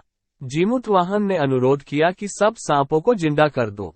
गरुड़ ने ऐसा ही किया। फिर उसने कहा, तुझे अपना राज्य भी मिल जाएगा। इसके बाद वे लोग अपने नगर को लौट आए। लोगों ने राजा को फिर गद्दी पर बिठा दिया। इतना कहकर बेताल बोला, हे राजन, ये बताओ, इसमें सबसे बड़ा काम किसने किया? राजा ने कहा, शंखचूड़ ने। बेताल ने पूछा, कैसे? राजा बोला, जीमूतवाहन जाति का क्षत्रिय था, प्राण देने का उसे अभ्यास था, लेकिन बड़ा काम तो शंखचूड़ ने किया, जो अभ्यास न होते हुए भी जीमूतवाहन को बचाने के लिए अपनी जान देने को तैयार हो गया। इतना सुनकर बेताल फिर पेड़ पर जा लटका। राजा उसे लाया तो उसने फिर एक कहानी सुनाई। कहानी 17। चंद्रशेखर नगर में रत्नदत्त नाम का एक सेठ रहता था। उसके एक लड़की थी, उसका नाम था उन्मादिनी। जब वो बड़ी हुई तो रत्नदत्त ने राजा के पास जाकर कहा कि आप चाहें तो उससे ब्याह कर लीजिए। राजा ने 3 दासियों से लड़की को देख आने को कहा।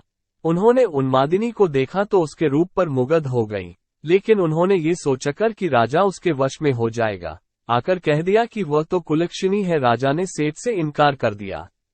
इसके बाद सेठ ने राजा के सेनापति बलभद्र से उसका विवाह कर दिया। वे दोनों अच्छी तरह से रहने लगे। एक दिन राजा की सवारी उस रास्ते से निकली।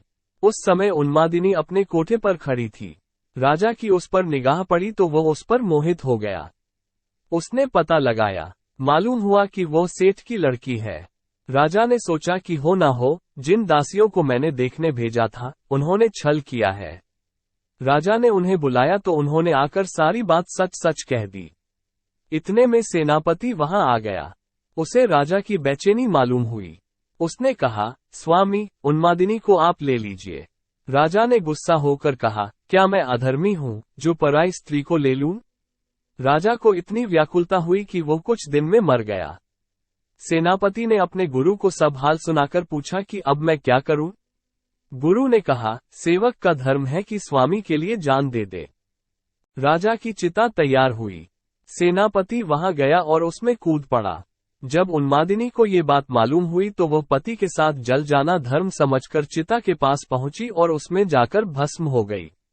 इतना कहकर बेताल ने पूछा, राजन, बताओ, सेनापति और राजा में कौन अधिक साहसी था? राजा ने कहा, राजा अधिक साहसी था, क्योंकि उसने राजधर्म पर दृढ़ रहने के लिए उन्मादिनी को उसके पति के कहने पर भी स्वीकार नहीं किया और अपने प्राणों को त्याग दिया। सेनापति कुलीन सेवक था। अपने स्वामी की भलाई में उसका प्राण देना अचरज की बात नहीं।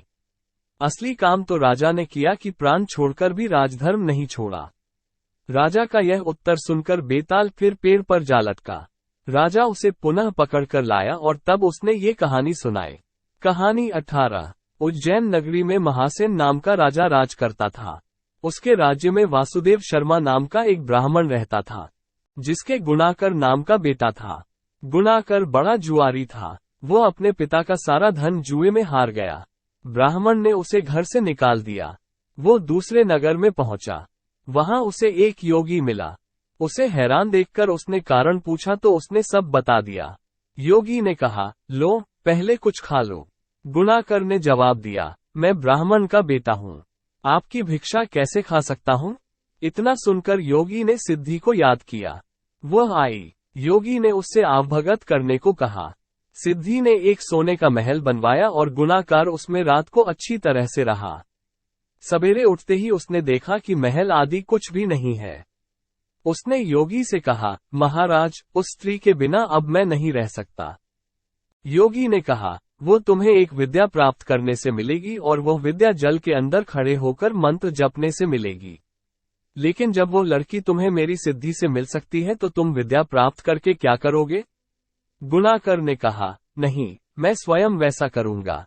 योगी बोला, कहीं ऐसा न हो कि तुम विद्या प्राप्त न कर पाओ और मेरी सिद्धि भी नष्ट हो जाए। पर गुणाकर न माना। योगी ने उसे नदी के किनारे ले जाकर मंत्र बता दिए और कहा कि जब तुम जप करते हुए माया से मोहित होगे तो मैं तुम पर अपनी विद्या का प्रयोग करूंगा। उस समय तुम अग्नि में प्रवेश कर जाना। गुणाकर जप करने लगा। जब वह माया से एकदम मोहित हो गया तो देखता क्या है कि वह किसी ब्राह्मण के बेटे के रूप में पैदा हुआ है। उसका ब्याह हो गया, उसके बाल बच्चे भी हो गए। वो अपने जन्म की बात भूल गया। तभी योगी ने अपनी विद्या का प्रयोग किया। गुणाकर माया रहित होकर अग्नि में प्रवेश करने को तैयार हुआ। उसी समय उसने देखा कि उसे मरता देख उसके माँ बाप और दूसरे लोग रो रहे हैं और उसे आग में जाने से रोक रहे हैं।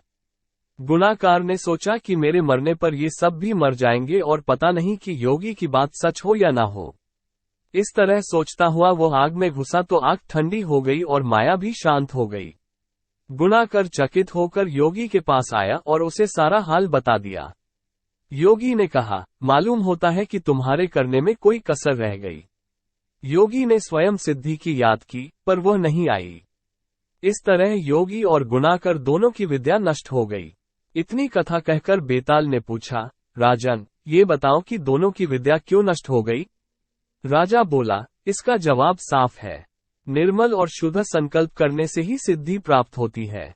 गुणाकर के दिल में शंका हुई कि पता नहीं योगी की बात सच होगी या नहीं। योगी की विद्या इसलिए नष्ट हुई कि उसने अपात्र को विद्या दी। राजा का उत्तर सुनकर बेताल फिर पेड़ पर जा लटका। राजा वहां गया और उसे लेकर चला तो उसने ये कहानी सुनाई। कहानी 19। वक्रोलक नामक नगर में सूर्यप्रभ नाम का राजा राज करता था। उसके कोई संतान न थी। उसी समय में एक दूसरी नगरी में धनपाल नाम का एक साहूकार रहता था। उसकी स्त्री का नाम हिरण्यवती था और उसके धनवती नाम की एक पुत्री थी। जब धनवती बड़ी हुई तो धनपाल मर गया और उसके नाते रिश्तेदारों ने उसका धन ले लिया। हिरण्यवती अपनी लड़की को लेकर रात के समय नगर छोड़कर चल दी। रास्ते में उसे एक चोर सूली पर लटकता हुआ मिला। वो मरा नहीं था। उसने हिरण्यवती को देखकर अपना परिचय दिया और कहा, मैं तुम्हें 1000 अशर्फिया दूंगा। तुम अपनी लड़की का ब्याह मेरे साथ कर दो। हिरण्यवती ने कहा, तुम तो मरने वाले हो। चोर बोला, मेरे कोई पुत्र नहीं है और निपुते की परलोक में सद्गति नहीं होती। अगर मेरी आज्ञा से और किसी से भी इसके पुत्र पैदा हो जाएगा तो मुझे सद्गति मिल जाएगी। हिरण्यवती ने लोभ के वश होकर उसकी बात मान ली और धनवती का ब्याह उसके साथ कर दिया। चोर बोला, इस बड़ के पेड़ के नीचे अशर्फियां गड़ी हैं, उन्हें ले लेना और मेरे प्राण निकलने पर मेरा क्रिया कर्म करके तुम अपनी बेटी के साथ अपने नगर में चली जाना। इतना कहकर चोर मर गया। हिरण्यवती ने जमीन खोदकर अशर्फियां निकाली, चोर का क्रिया कर्म किया और अपने नगर में लौट आई। उसी नगर में वसुदत्त नाम का एक गुरु था, जिसके मनस्वामी नाम का शिष्य था। वो शिष्य एक वेश्या से प्रेम करता था। वेश्या उससे 500 अशर्फियां मांगती थी। वो कहां से लाकर देता? संयोग से धनवती ने मनस्वामी को देखा और वो उसे चाहने लगी। उसने अपनी दासी को उसके पास भेजा। मनस्वामी ने कहा कि मुझे 500 अशर्फियां मिल जाए तो मैं एक रात धनवती के साथ रह सकता हूँ। हिरण्यवती राजी हो गई। उसने मनस्वामी को 500 अशर्फियां दे दी। बाद में धनवती के एक पुत्र उत्पन्न हुआ। उसी रात शिवजी ने सपने में उन्हें दर्शन देकर कहा, तुम इस बालक को 1000 अशर्फियों के साथ राजा के महल के दरवाजे पर रख आओ। माँ बेटी ने ऐसा ही किया। उधर शिवाजी ने राजा को सपने में दर्शन देकर कहा, तुम्हारे द्वार पर किसी ने धन के साथ लड़का रख दिया है, उसे ग्रहण करो। राजा ने अपने नौकरों को भेजकर बालक और अशर्फियों को मंगवा लिया। बालक का नाम उसने चंद्रप्रभ रखा। जब वो लड़का बड़ा हुआ तो उसे गद्दी सौंपकर राजा काशी चला गया और कुछ दिन बाद मर गया। पिता के ऋण से उऋण होने के लिए चंद्रप्रभ तीर्थ करने निकला। जब वह घूमते हुए गयाकूप पहुंचा और पिंडदान किया तो उसमें से 3 हाथ एक साथ निकले। चंद्रप्रभ ने चकित होकर ब्राह्मणों से पूछा कि किसको पिंड दूं? उन्होंने कहा, लोहे की कील वाला चोर का हाथ है, पवित्र वाला ब्राह्मण का है और अंगूठी वाला राजा का। आप तय करो कि किसको देना है। इतना कहकर बेताल बोला, राजन, तुम बताओ कि उसे किसको पिंड देना चाहिए। राजा ने कहा, चोर को, क्योंकि उसी का वह पुत्र था। मनस्वामी उसका पिता इसलिए नहीं हो सकता कि वह तो एक रात के लिए पैसे से खरीदा हुआ था। राजा भी उसका पिता नहीं हो सकता, क्योंकि उसे बालक को पालने के लिए धन मिल गया था। इसलिए चोर ही पिंड का अधिकारी है। इतना सुनकर बेताल फिर पेड़ पर जा लटका और राजा को वहां जाकर उसे लाना पड़ा। रास्ते में फिर उसने एक कहानी सुनाई। कहानी 20। चित्रकूट नगर में एक राजा रहता था। एक दिन वो शिकार खेलने जंगल में गया। घूमते घूमते वो रास्ता भूल गया और अकेला रह गया। थक कर वो एक पेड़ की छाया में लेटा कि उसे एक ऋषि कन्या दिखाई दी। उसे देखकर राजा उस पर मोहित हो गया। थोड़ी देर में ऋषि स्वयं आ गए। ऋषि ने पूछा, तुम यहाँ कैसे आए हो? राजा ने कहा, मैं शिकार खेलने आया हूँ। ऋषि बोले, बेटा, तुम क्यों जीवों को मारकर पाप कमाते हो? राजा ने वादा किया कि मैं अब कभी शिकार नहीं खेलूंगा। खुश होकर ऋषि ने कहा, तुम्हें जो मांगना हो मांग लो। राजा ने ऋषि कन्या मांगी और ऋषि ने खुश होकर दोनों का विवाह कर दिया। राजा जब उसे लेकर चला तो रास्ते में एक भयंकर राक्षस मिला। वो बोला, मैं तुम्हारी रानी को खाऊंगा। अगर चाहते हो कि वो बच जाए तो 7 दिन के भीतर एक ऐसे ब्राह्मण पुत्र का बलिदान करो जो अपनी इच्छा से अपने को दे और उसके माता पिता उसे मारते समय उसके हाथ पैर पकड़ें। डर के मारे राजा ने उसकी बात मान ली। वो अपने नगर को लौटा और अपने दीवान को सब हाल कह सुनाया। दीवान ने कहा, आप परेशान न हो, मैं उपाय करता हूँ। इसके बाद दीवान ने 7 बरस के बालक की सोने की मूर्ति बनवाई और उसे कीमती गहने पहनाकर नगर नगर और गांव गांव घुमवाया। ये कहलवा दिया कि जो कोई 7 बरस का ब्राह्मण का बालक अपने को बलिदान के लिए देगा और बलिदान के समय उसके माँ बाप उसके हाथ पैर पकड़ेंगे, उसी को यह मूर्ति और 100 गांव मिलेंगे। ये खबर सुनकर एक ब्राह्मण बालक राजी हो गया। उसने माँ बाप से कहा, आपको बहुत से पुत्र मिल जाएंगे। मेरे शरीर से राजा की भलाई होगी और आपकी गरीबी मिट जाएगी। माँ बाप ने मना किया, पर बालक ने हट करके उन्हें राजी कर लिया। माँ बाप बालक को लेकर राजा के पास गए। राजा उन्हें लेकर राक्षस के पास गया। राक्षस के सामने माँ बाप ने बालक के हाथ पैर पकड़े और राजा उसे तलवार से मारने को हुआ। उसी समय बालक बड़े जोर से हंस पड़ा।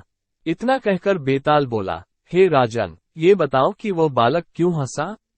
राजा ने फौरन उत्तर दिया, इसलिए कि डर के समय हर आदमी रक्षा के लिए अपने माँ बाप को पुकारता है। माता पिता न हो तो पीड़ितों की मदद राजा करता है।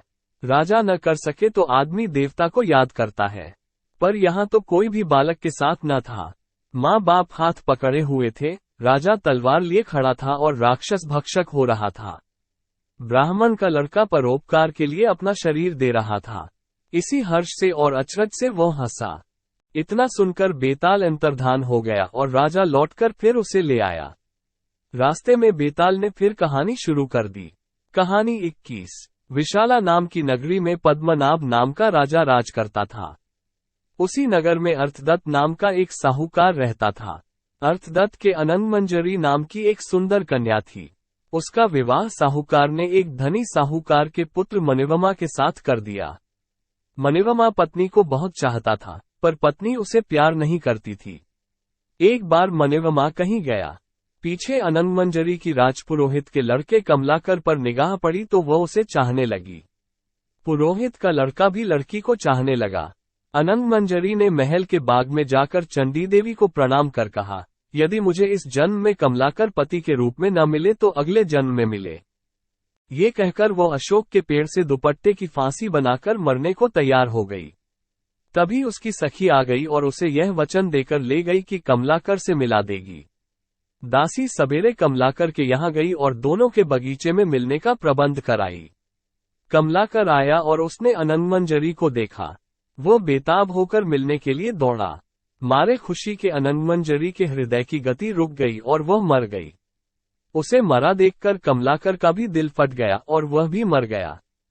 उसी समय मनोरमा आ गया और अपनी स्त्री को पराये आदमी के साथ मरा देखकर बड़ा दुखी हुआ।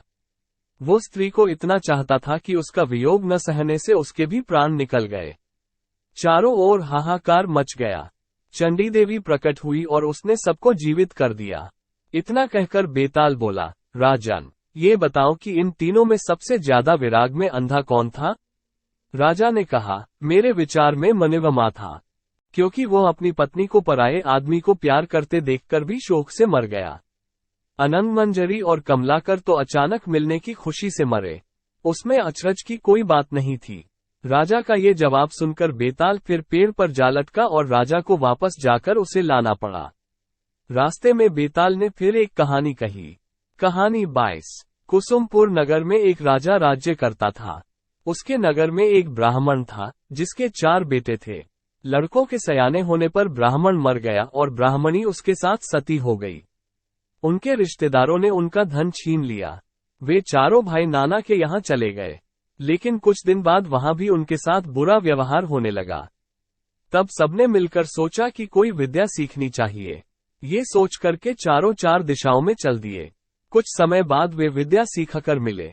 एक ने कहा, मैंने ऐसी विद्या सीखी है कि मैं मरे हुए प्राणी की हड्डियों पर मांस चढ़ा सकता हूँ।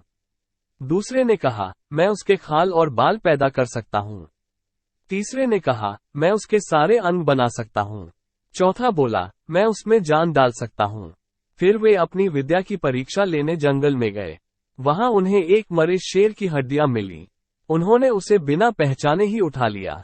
एक ने मांस डाला, दूसरे ने खाल और बाल पैदा किए, तीसरे ने सारे अंग बनाए और चौथे ने उसमें प्राण डाल दिए। शेर जीवित हो उठा और सबको खा गया।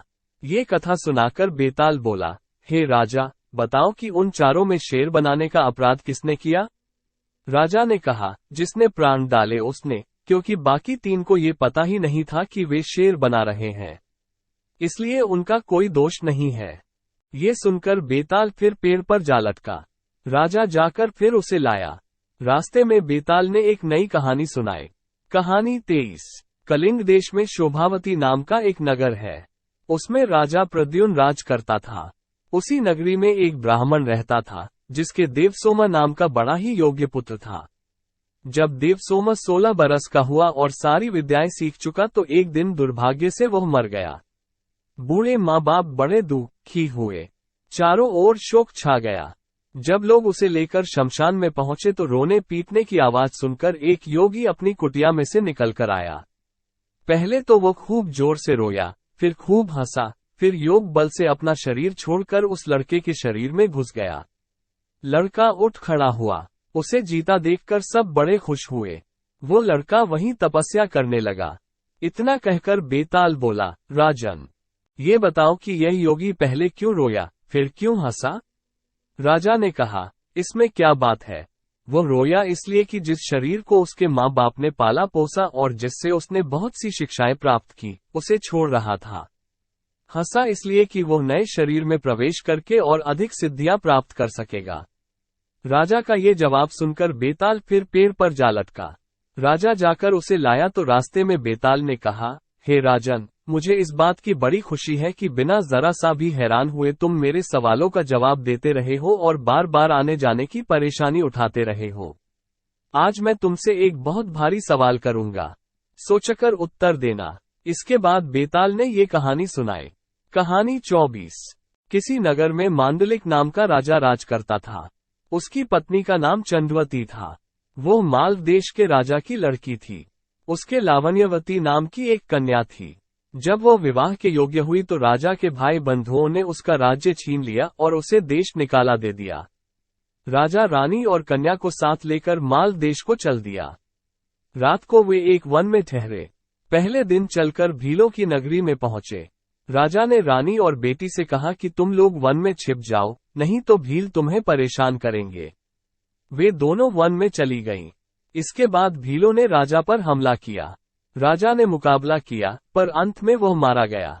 भील चले गए। उसके जाने पर रानी और बेटी जंगल से निकलकर आई और राजा को मरा देखकर बड़ी दुखी हुई। वे दोनों शोक करते हुए एक तालाब के किनारे पहुंची। उसी समय वहां चंद सिंह नाम का साहूकार अपने लड़के के साथ घोड़े पर चढ़कर शिकार खेलने के लिए उधर आया। दो स्त्रियों के पैरों के निशान देखकर साहूकार अपने बेटे से बोला, अगर ये स्त्रियां मिल जाएं तो जिससे चाहो विवाह कर लेना। लड़के ने कहा, छोटे पैर वाली छोटी उम्र की होगी, उससे मैं विवाह कर लूंगा। आप बड़ी से कर लें। साहूकार विवाह नहीं करना चाहता था, पर बेटे के बहुत कहने पर राजी हो गया। थोड़ा आगे बढ़ते ही उन्हें दोनों स्त्रियां दिखाई दी। साहूकार ने पूछा, तुम कौन हो? रानी ने सारा हाल कह सुनाया। साहूकार उन्हें अपने घर ले गया। संयोग से रानी के पैर छोटे थे, पुत्री के पैर बड़े, इसलिए साहूकार ने पुत्री से विवाह किया। लड़के की रानी से हुई और इस तरह पुत्री सास बनी और माँ बेटे की बहू। उन दोनों के आगे चलकर कई संतानें हुई। इतना कहकर बेताल बोला, राजन, बताइए, माँ बेटी के जो बच्चे हुए उनका आपस में क्या रिश्ता हुआ? ये सवाल सुनकर राजा बड़े चक्कर में पड़ा। उसने बहुत सोचा पर जवाब न सूझ पड़ा, इसलिए वो चुपचाप चलता रहा। बेताल ये देखकर बोला, राजन, कोई बात नहीं है, मैं तुम्हारे धीरज और पराक्रम से खुश हूँ। मैं अब इस मुर्दे से निकला जाता हूँ। तुम इसे योगी के पास ले जाओ। जब वो तुम्हें इस मुर्दे को सिर झुकाकर प्रणाम करने को कहे तो तुम कह देना कि पहले आप करके दिखाओ। जब वो सिर झुकाकर बताए तो तुम उसका सिर काट लेना।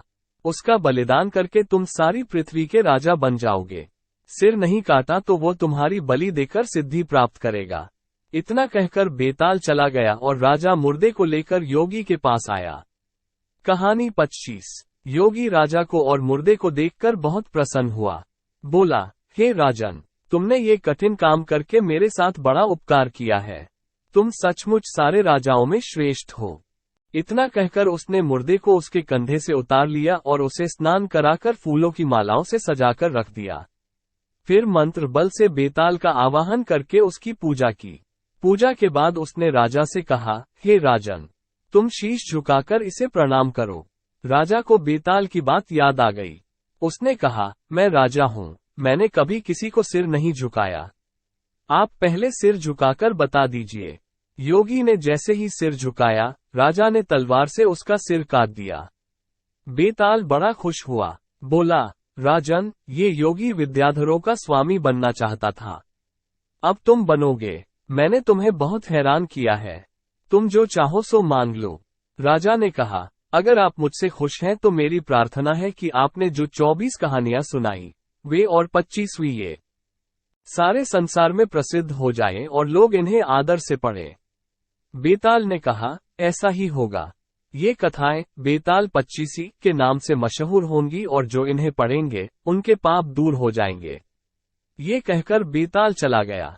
उसके जाने के बाद शिवजी ने प्रकट होकर कहा, राजन, तुमने अच्छा किया जो इस दुष्ट साधु को मार डाला। अब तुम जल्दी ही 7 द्वीपों और पाताल सहित सारी पृथ्वी पर राज्य स्थापित करोगे।